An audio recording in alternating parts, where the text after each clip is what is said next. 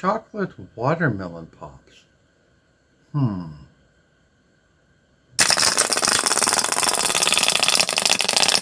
Yum, yum, yum.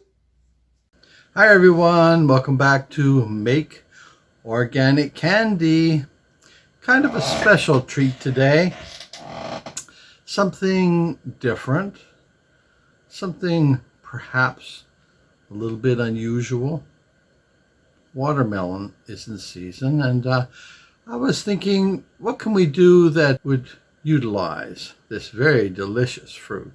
And something came to mind, something that I don't really think anybody else is doing, or if they do, it's not totally like this. Chocolate watermelon pops. That's an interesting combination of flavors, isn't it? Watermelon, which is, to many people, it's their favorite fruit, and it's very watery. And chocolate, who doesn't like chocolate? You know, chocolate-covered sawdust would probably be a hit. Candy. You could have chocolate-covered everything. People would love it. So I thought, what about chocolate-covered watermelon pops? We could use an organic watermelon and organic chocolate, and as far as ingredients go, that's pretty well it. In this video, we're going to change it up a bit, make it a little bit different. I thought maybe we could have just regular chocolate-covered watermelon lollipops, or we could have chocolate watermelon lollipops infused with honey, or how about chocolate watermelon lollipops and some organic sugar? So let's try all three. And in this video, we're going to walk you through the process. One of the key problems that we have right from the get-go is that the fact that watermelon's kind of mushy. Like if you had, like, say, nougat or caramel, covered it with chocolate, there'd be no problem. But watermelon is, well, what is it, like 99 and 100% water? Maybe not that much, but a lot of it's water. So how are we going to get it to kind of hold its shape? I'm not sure how many of you know this, but if you go to the state fair, there's a thing called deep fried beer,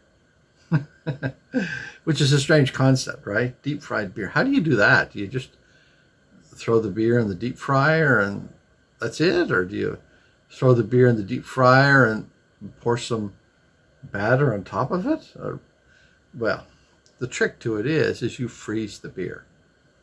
You freeze the beer, and what happens when you take a liquid like beer and you freeze it? It becomes a solid, right? And so once it's a solid, you can put batter on top of it, throw it into the fryer, and even though the beer will melt as soon as it hits the intense heat of the fryer or the oil, the batter that has coated it will be like the shell. So inside will be a liquid, or be very, very moist anyway. And you'll have the batter as the outside shape of it. So I thought maybe, why not try that with these chocolate watermelon pops? So the first step of the process is cutting up the watermelon, right?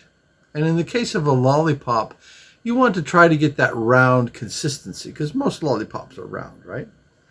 Now, you can use a regular spoon, kind of, dig that into the watermelon. And if you're careful enough, you can get like a roundish type shape, which is really good. But if you want to be really accurate and get a real round shape, well, there are these things called little Melon Scoops that you can buy in your kitchen supply store. And they make a really good round shape.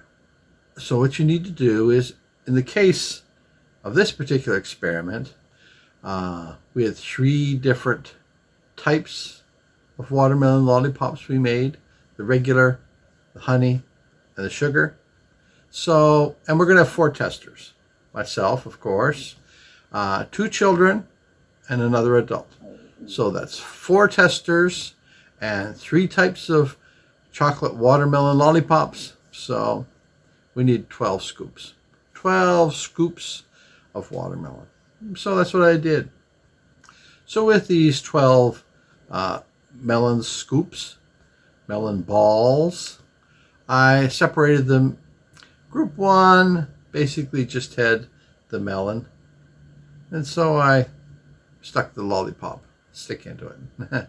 Nothing fancy in regards to that. The second group wanted to infuse that with some honey. And the same with the third group. With the third group, I wanted to infuse that with some organic sugar. So basically, I measured out 1/3 of a cup of very hot water, and to bowl number 1, I added a tablespoon of honey.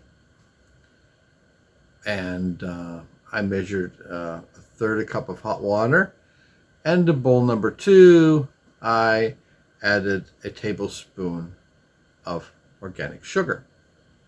I stirred that all around to create a syrupy type consistency, and inside each of those I put 4 balls, 4 watermelon balls. And I wasn't sure exactly how long to leave it, so it was late at night when I did this, so I just basically left them in the fridge overnight. In the morning, I took the balls out in order to keep track of which were the regular watermelon balls, which balls were the honey-infused watermelon balls, and which balls were the sugar-infused watermelon balls. I color-coded the lollipop sticks. No color meant just a regular watermelon ball. Yellow meant a sugar-infused watermelon ball, and black meant a honey-infused watermelon ball, just to keep them straight. And I put this into the freezer, used some electrical tape on the glass bowl because I wanted to keep them separate and upright, and I wasn't sure if they would stick to the bottom of this glass dish or not, so I put some parchment paper. I put them in the freezer and basically just left them overnight. Now you could do this for overnight or 3 or 4 hours or whatever. I would say probably at least 3 or 4 hours. And you take them out and you have solid watermelon balls on a stick.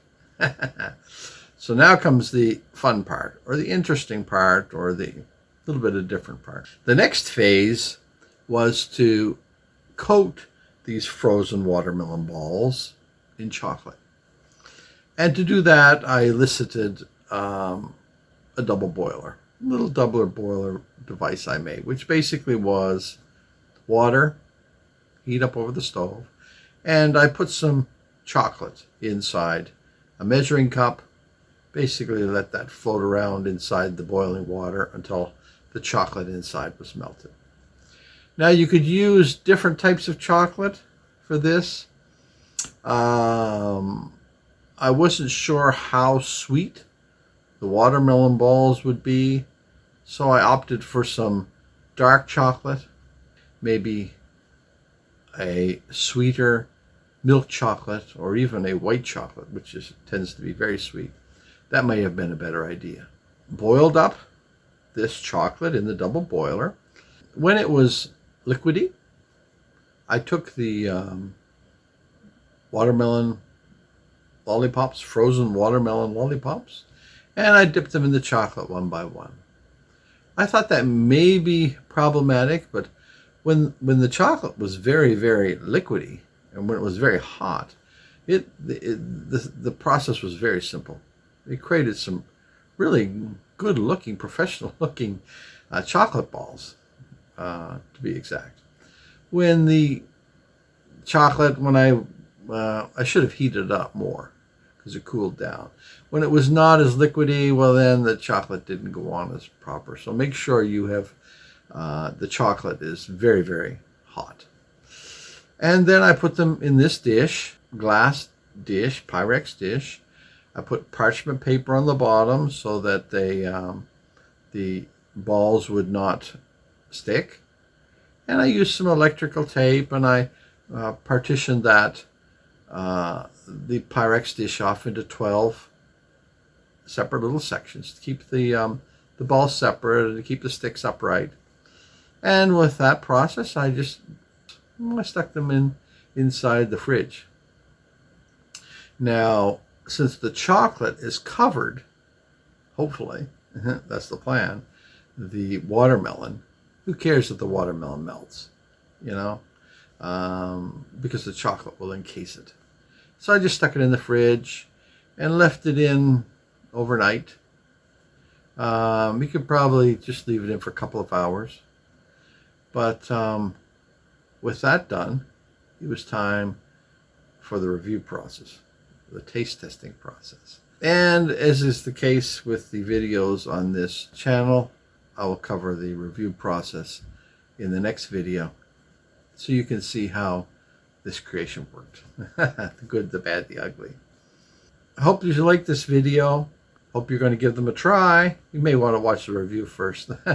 I'll leave a link in the description below. I would appreciate a like, appreciate a share, appreciate a subscribe, and really appreciate your comments. Let me know what you think. Have you tried anything like this in the past? And if you do make these, please leave a comment and let me know your special little spin, or if you followed them to this recipe to the T. And if you have any suggestions for the future. I appreciate you watching this video. As always, thank you. Bye for now. Yum, yum, yum.